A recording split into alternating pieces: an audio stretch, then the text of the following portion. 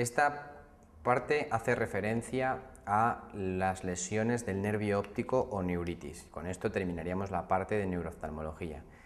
Yo creo que es importante aquí que os hagáis un esquema que englobe los diferentes tipos de neuritis y las situaciones clínicas o los casos clínicos que os van a preguntar, porque así es como os los van a plantear en las preguntas del MIR y así es como tenéis que llegar al diagnóstico diferencial de cada una de ellas.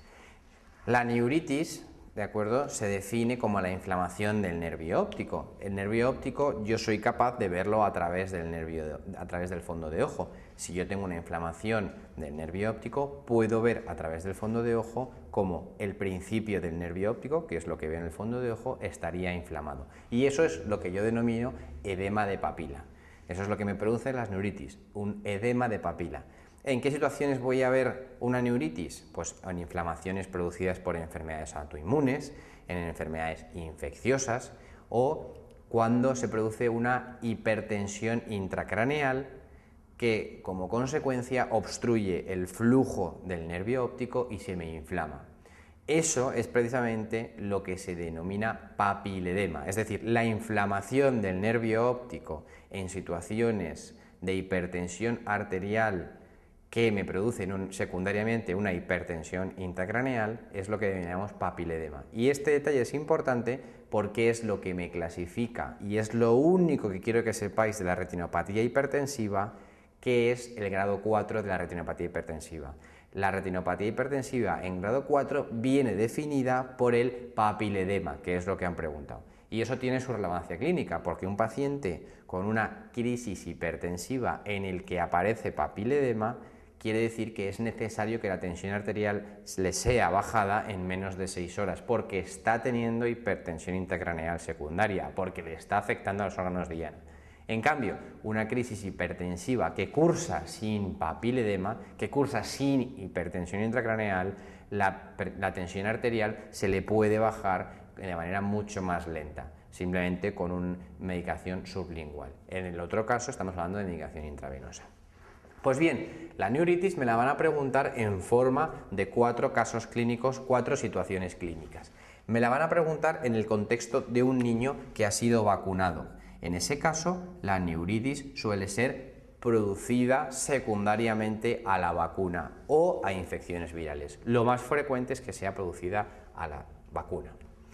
El otro caso que me van a poner de un paciente joven es una mujer joven, ¿de acuerdo?, que bruscamente pierde la visión por un ojo. Suele acompañarse de parestesias y disestesias. Eso es, en el MIR, una esclerosis múltiple. En el MIR, una paciente joven que pierde la visión por un ojo, y siempre me lo van a preguntar así, mujer joven que pierde la visión por un ojo, eso es una esclerosis múltiple hasta que se demuestre lo contrario. De la misma manera que ser mujer joven y pasear por el campo son factores de riesgo para tener una hemorragia subaracnoidea, porque siempre me la van a preguntar así. Evidentemente, pasear por el campo no es un factor de riesgo de nada, pero en el MIR sí. Una mujer joven que pasea por el campo y que bruscamente le duele la cabeza, eso es una hemorragia subaracnoidea. Pues aquí, en el MIR, una mujer joven que pierde bruscamente la visión, ¿de acuerdo?, eso es una esclerosis múltiple. Lo único que en el caso de la mujer con esclerosis múltiple, las neuritis, ¿de acuerdo?, o las neuritis van a ser posteriores. ¿Qué quiere decir posterior? Quiere decir posterior que aparece por detrás de la retina, por detrás de la cabeza del nervio óptico. Si esto es el ojo y esto es el nervio óptico, mi nervio óptico se forma por las axones de las células ganglionares de la retina, y eso es lo que forma la cabeza del nervio óptico. Pues bien, en la esclerosis múltiple, como todos sabéis, lo que hay son placas de desmielinización. Pues bien, la parte del nervio óptico que tiene mielina es la que se encuentra por detrás de la retina, es decir, son neuritis posteriores. Por eso, si yo veo el fondo de ojo por aquí, al no estar afectada la primera parte de mi nervio óptico que no tiene mielina, mi fondo de ojo va a ser normal. Por eso, clásicamente, en la neuritis de la paciente con esclerosis múltiple se decía que que el paciente no ve nada porque tiene afectado el nervio óptico y el médico tampoco, porque no hay afección de la primera parte del nervio óptico, de la cabeza del nervio óptico, que es la que yo puedo ver a través del fondo de ojo. ¿Qué hay que hacer con esta mujer joven con un episodio de neuritis retrovulvar o posterior? Pues lo que hay que hacer es varias cosas, de las cuales ninguna de ellas ha demostrado ser eficaz como pronóstico visual a largo plazo. Es decir, se puede no hacer nada o bien se puede pautar un bolo de prednisona a dosis de 1 gramo, es decir, una megadosis de corticoides, porque eso parece ser que recupera o que disminuye el tiempo de afección del nervio óptico, pero no mejora el pronóstico visual a largo plazo. O bien se pueden adjuntar junto con los corticoides interferón, que también ha demostrado que podría disminuir el número de episodios, aunque insisto, tampoco mejorará la visión final del paciente, o se puede no hacer nada. Lo que está contraindicado, y por eso la respuesta correcta de esta pregunta es esa, lo que está contraindicado y lo que no se puede hacer es dar dosis de corticoide oral a 1 miligramo kilogramo de peso y día. Eso está contraindicado, la dosis de corticoide oral. Bien, el otro gran apartado de neuritis que me van a preguntar es sobre el adulto. Acordaos, antes de pasar a la del adulto, que en la mujer joven he dicho que la mayoría son posteriores, pero hay un pequeño porcentaje de neuritis de la mujer joven con esclerosis múltiple que son anteriores. También puede aparecer. En el adulto me van a poner dos situaciones clínicas, dos casos clínicos.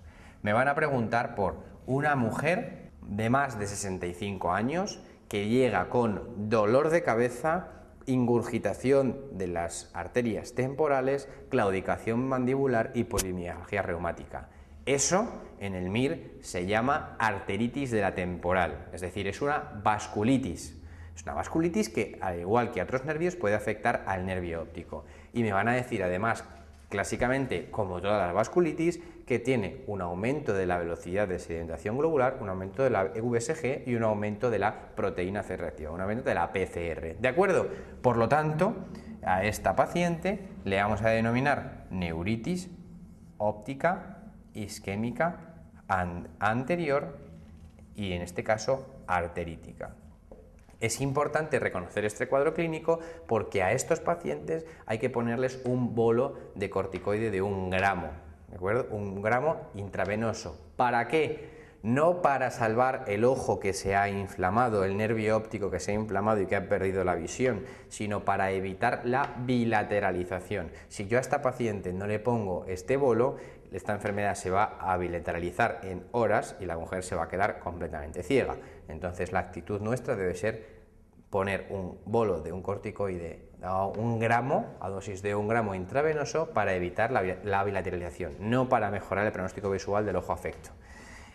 El otro caso clínico que nos van a preguntar es un paciente varón de entre 55 y 65 años con factores de riesgo cardiovascular, es decir, hipertenso, fumador, diabético, colesterol, ¿vale? Que aparece con una lesión del nervio óptico, una neuritis y consecuentemente una disminución de la agudeza visual.